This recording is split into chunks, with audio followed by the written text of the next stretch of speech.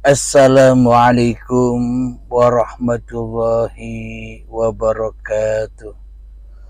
Bismillahirrahmanirrahim. Ashhadu an la ilaha illallah wa ashhadu anna Muhammadur Rasulullah. Allahumma salli ala sayyidina Muhammad wa ala ali sayyidina Muhammad. Rabbis rahli sadri wa yassirli amri wahlul 'uqdatam min lisani yafqahu qawli. Amin. Bismillahirrahmanirrahim. Salam hormatku, salam ta'zimku buat para sahabat-sahabatku tercinta, jemaah uripe Allah dimanapun Anda berada, baik yang ada di dalam ataupun yang ada di luar negeri. Semoga kita semua senantiasa dilimpahkan kesehatan dan dilimpahkan rezeki baik zahir maupun batin. Amin ya rabbal alamin. Alhamdulillahirabbil alamin. Sebelum kita awali kajian di siang yang indah ini, marilah kita gemahkan bersama-sama di dalam nyawa, di dalam jiwa, di dalam hati, di dalam roh, dan di dalam kehidupan ini dengan kalimah-kalimah thayyibah. Subhanallah walhamdulillah wa la ilaha illallah wallahu akbar wala haula wala quwwata illa billahil aliyyil azim. Sadaqallahul azim. Kali ini kajian saya beri tajuk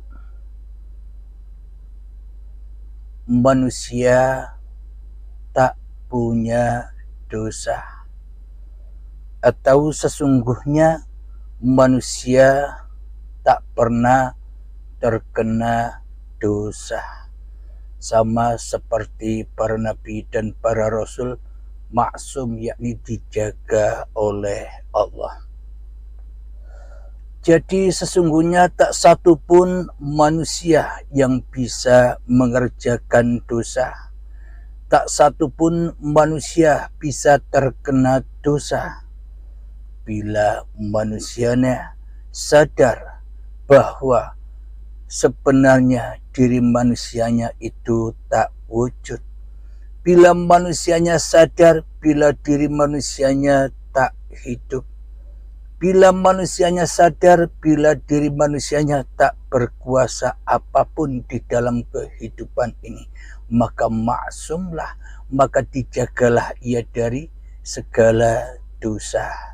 Inilah yang dimaksud manusia takkan pernah terkena dosa bila manusia selalu kembali kepada hakikat diri sejati manusianya yang bukan apa-apa dan yang bukan siapa-siapa. Jadi para nabi dan para rasul imannya seperti Kanjeng Nabi Muhammad. Muhammad, bukan kau yang melempar, tapi aku yang melempar.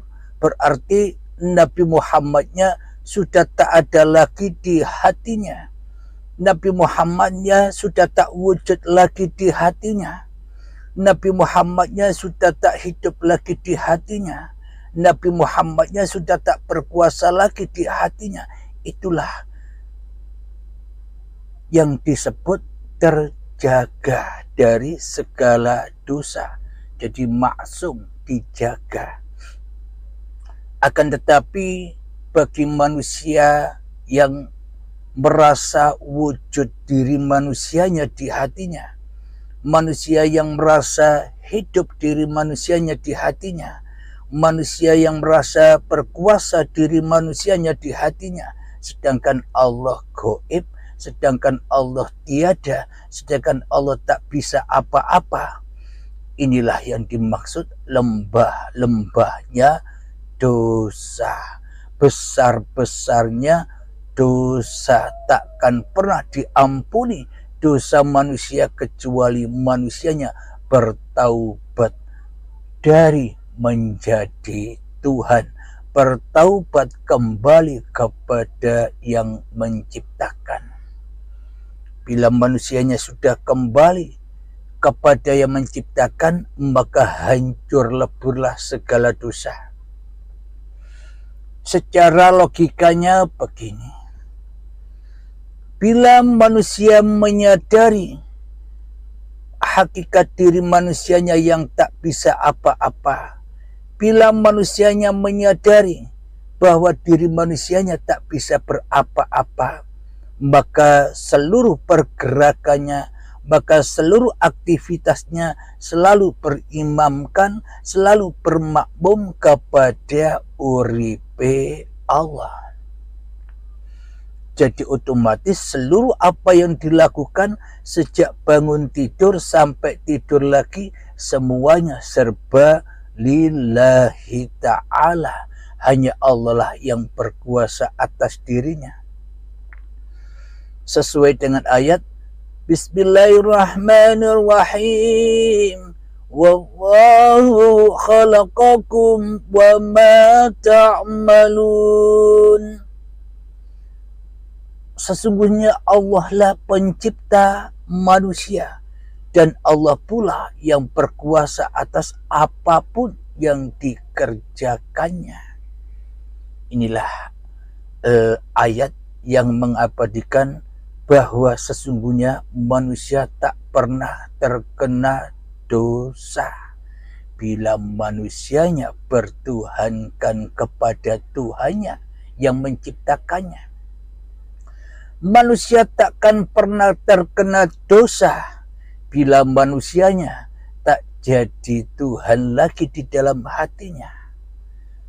Karena sesungguhnya bagaimana mungkin ciptaan bisa lebih besar, ciptaan bisa lebih wujud, ciptaan bisa lebih hidup daripada yang menciptakan.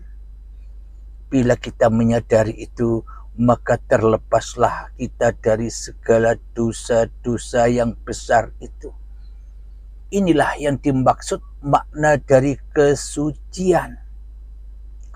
Bila diri manusia kita masih ada, masih wujud, masih hidup di dalam hati kita, melebihi wujud hidupnya Allah, maka selamanya kita takkan terampuni apapun yang kita lakukan.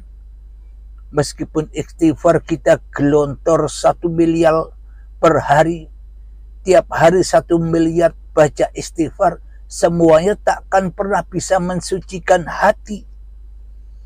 Air wudhu, air laut dibuat untuk berwudhu sampai habis pun air laut itu, maka badannya pun takkan pernah suci. Kenapa? Karena yang di dalam hatinya masih najis, yang di dalam hatinya masih kotor. Siapakah dia? Iblis dan setan yang berkuasa di dalamnya.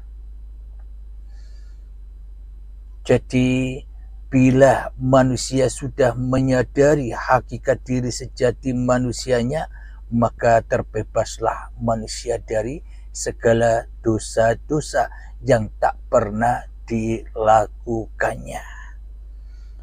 Alhamdulillahirabbil alamin. Mari kita buka ayat di surat Al-Insan ayat yang pertama, sebagai bukti bahwa manusia selamanya takkan pernah terkena dosa.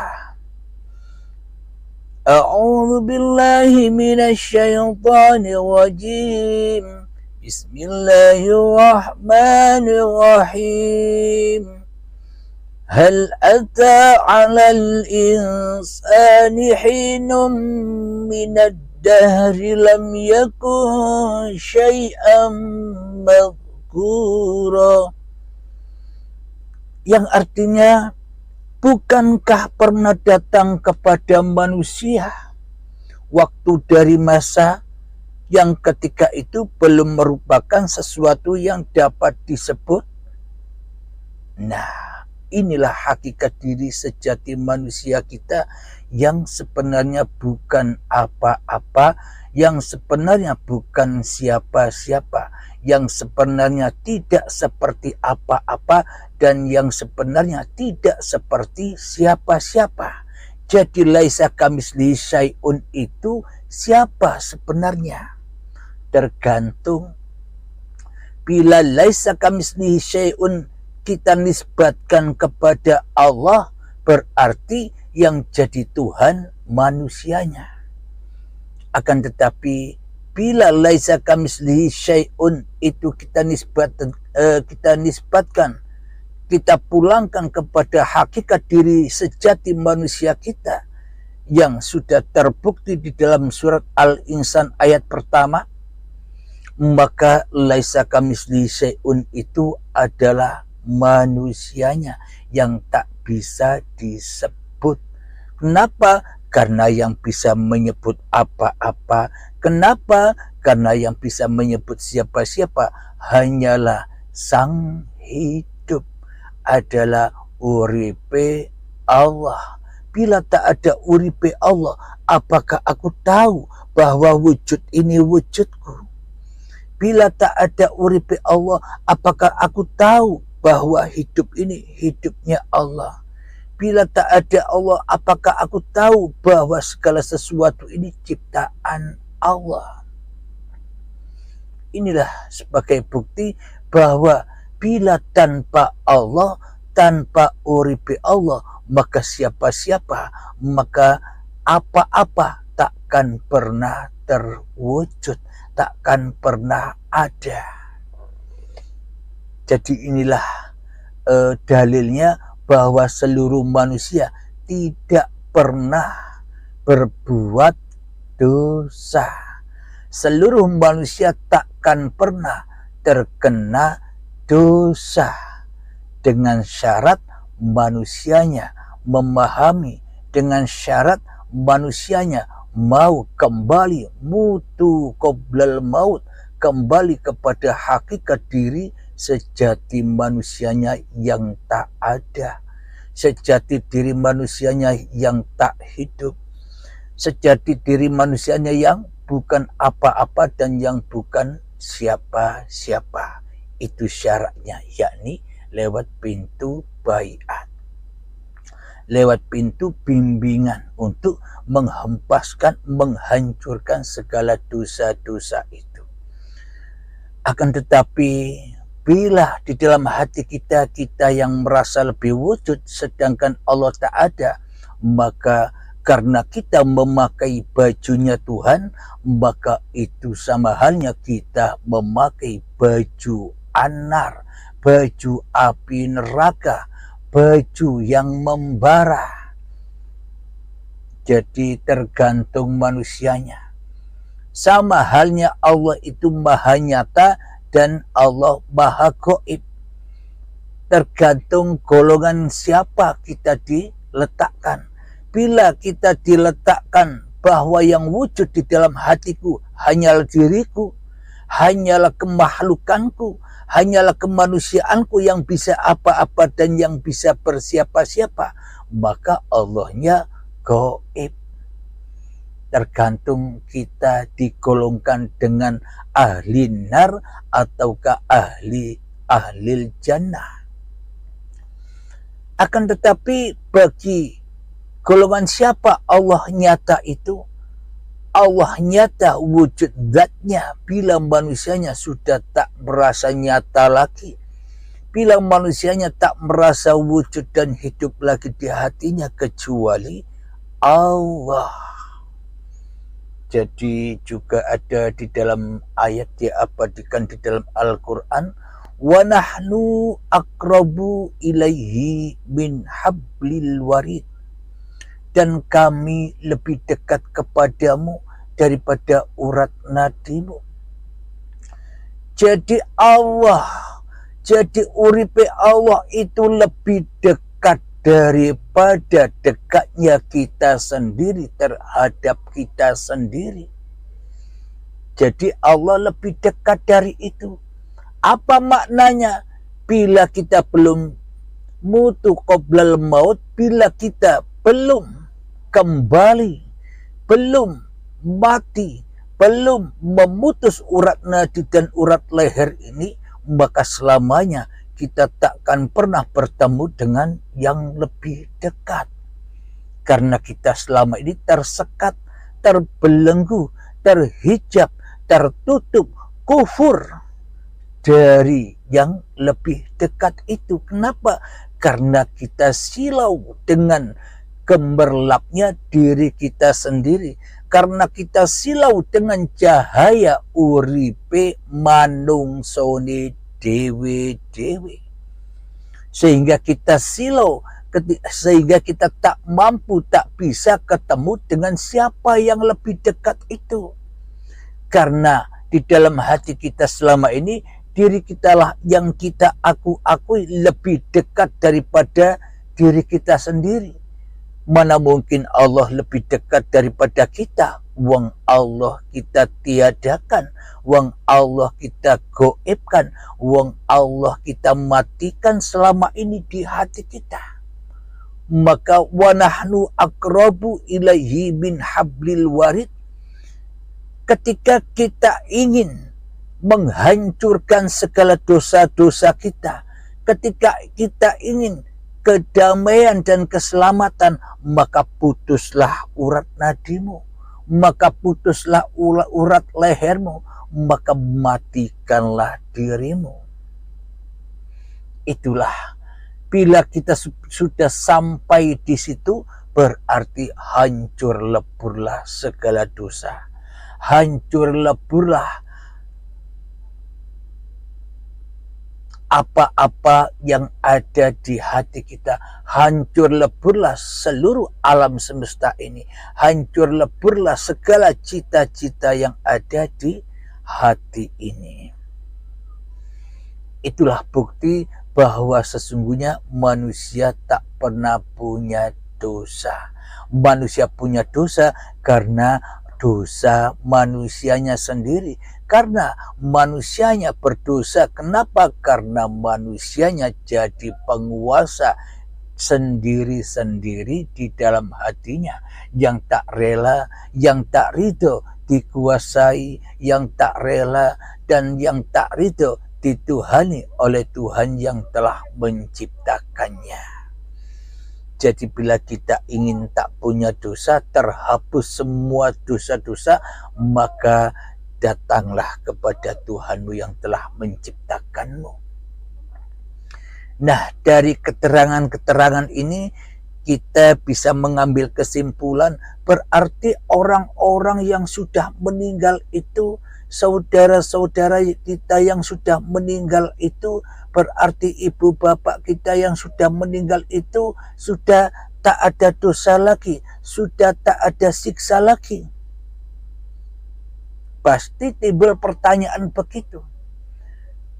Bila di dalam hati manusianya sudah tak mampu lagi mengakui bahwa hidup dan badan ini miliknya, bahkan ketika mati, bahkan ketika meninggal tak mampu berbuat apa-apa, berarti kan sudah kembali kepada Tuhannya. Dibuktikan, dicerminkan bahwa manusia yang sudah meninggal itu yakni dipakai kain putih, yakni kain kafan putih. Itulah tanda buktinya bahwa orang yang sudah meninggalkan dirinya di hatinya, meninggal hidupnya, meninggalkan badannya, maknanya sudah suci bersih lagi, asal dari tanah kembali ke tanah. Bagaimana mungkin tanah tempat asal ia berada, tanah tempat kita berada bisa menyiksa kita, bisa mengazab kita? Contoh logika.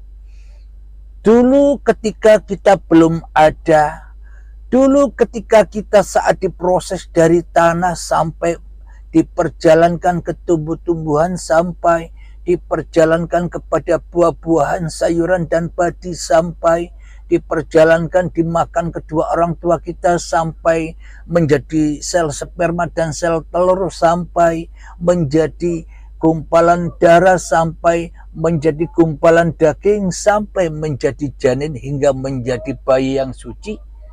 Apakah kita merasakan apa-apa? Merasa disiksa, merasa diazab?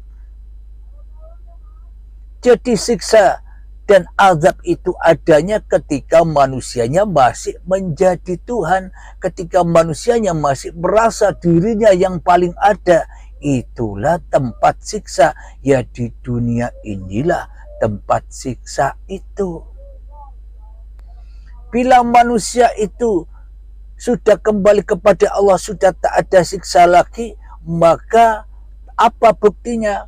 Buktinya ketika kau melihat orang yang sudah meninggal, ucapkanlah inna lillahi wa inna ilaihi roji'un. Sesungguhnya dariku dan akan berpulang kepadaku. Nah, itulah bukti-bukti yang sangat amat nyata bahwa seluruh manusia yang sudah meninggal, seluruh manusia yang sudah dipanggil Allah, maka ia akan berkumpul lagi pada zatullah. Asalnya hidupnya dari Allah, kembali kepada Allah. Jasadnya dari tanah, kembali kepada tanah. Sudah sempurna. Kenapa? Karena manusia sudah menyadari bahwa peran di dunia ini bukan perannya, akan tetapi peran di dunia ini hanyalah pagelaran Tuhannya. Inilah orang-orang yang terbebas dari segala dosa seperti para nabi dan para rasul itu. Jadi sesungguhnya seluruh manusia pun sama. Bila manusianya mau sadar akan hakikat diri manusianya, bila manusianya tak mau menyadari hakikat diri manusianya, berarti manusianya sendiri yang memutuskan untuk menjadi Tuhan. Manusianya sendiri yang memutuskan untuk diazab dan disiksa di dunia ini. Jadi kalau begitu, bila orang yang sudah meninggal dunia itu sudah pasti kembali kepada Allah, apakah alam-alam kematian, alam kubur, siksa kubur, hari kiamat, hari akhirat, hari hisab, hari timbangan, siratal mustaqim, surga dan neraka itu apa masih ada? Bila sudah kembali hanya Allah yang ada, maka hancurlah semua sesebutan itu. Semua itu kan hanya angan-angan belaka. Semua itu kan hanya imajinasi saja. Semua itu kan hanya halusinasinya hawa nafsu kita sendiri-sendiri selama ini. Sehingga kita menghalusinasi, membayang-bayangkan, oh surga begini, oh neraka begini, oh alam kubur begini, oh hari akhirat begini, oh hari kiamat begini, oh yaumil hisab begini, oh siratal mustaqim begini. Itu semua kan angan-angan, halusinasinya hawa nafsu kita sendiri, agar iblis dan setan dengan mudah menyesatkan kita jauh dan jauh dari Allah di dunia ini. Sehingga kita tak peduli di dalam mencari Tuhan, kita di dunia ini hanya mencari dunia saja, mencari ketenaran saja, mencari kepintaran saja, mencari kecerdasan saja, mencari jabatan saja, mencari kemuliaan saja, sehingga kita terjebak di situ, sehingga kita menjadi budak-budaknya iblis dan setan, disiksa dan disiksa, kumpul iblis dan setan. Berarti nerakanya kapan? Ketika Allahnya gaib, ya itulah nerakanya. Ketika hanya Allahnya yang wujud, ya itulah surganya. Itu semua terjadi ya saat kita masih ada di dunia ini, bukan nanti. Karena Al-Quran itu beritanya hak, bukan dongeng. Bila yang diceritakan di dalam Al-Quran itu, ya kejadian saat itu juga bagi yang membacanya. Bila membaca ayat-ayat tentang Fir'aun, maka yang jadi Fir'aun siapa? Ketika Allahnya gaib, ya diri kitalah yang menjadi Fir'aun. Ketika membaca ayat kaumnya Nabi Lut, seolah-olah itu zaman dulu. Sesungguhnya kitalah yang menjadi umatnya Nabi Lut. Cinta kepada sejenisnya apa? Dunia, wanita, tahta, pangkat. Itu kan sejenis kita yang disukai, yang dicintai oleh hawa nafsu. Jadi cinta-cinta yang selain Allah itulah cinta sejenis. Ini kan pertanda bahwa yang jadi umatnya Nabi Lot kan ya kita sendiri. Inilah kehebatan, inilah kesempurnaan Al-Quran yang sesungguh-sungguhnya sudah ada di dalam setiap hati manusia. Alhamdulillahirabbil alamin. Semoga saya khususnya dan semoga kita semua senantiasa diberi kepahaman oleh Allah Subhanahu wa Ta'ala. Jadi bila kita menyadari bahwa seluruh peran ini, bahwa apa-apa yang kita lihat, apa-apa yang kita pandang, siapa-siapa yang kita sangkakan, siapa-siapa yang kita lihat dan yang kita dengar, bila sudah dikembalikan kepada Allah, berarti innallaha ala kulli syai'in qadir. Allah berkuasa atas segala sesuatu. Bila Allah itu kita nisbatkan Allah laisa kamitslihi syai'un, berarti Allah tak mungkin berkuasa atas segala sesuatu. Berarti Allah tak mungkin berkuasa atas diri kita. Bila Allah laisa kamitslihi syai'un, bila Allahnya gaib, bila Allahnya tak ada, mana mungkin bisa menguasai kita, mana mungkin bisa mewujudkan kita, bagaimana mungkin bisa menghidupkan kita. Wujudnya Allah saja tidak ada. Akan tetapi bila kita rela ridho kembali kepada ayat pada surat Al-Insan ayat pertama, yang artinya, bukankah pernah datang kepada manusia waktu dari masa yang ketika itu belum merupakan sesuatu yang dapat disebut. Kita sebelum ada di dunia ini kan kita tidak bisa disebut. Jangankan nama Abdul Halim, jangankan wujudnya Abdul Halim, sosoknya pun tak ada kecuali zatnya sendiri. Karena seluruh manusia itu adalah titisan Tuhannya. Seluruh manusia itu bukti kenyataan Tuhan. Diri manusia itu adalah bayangan Tuhan.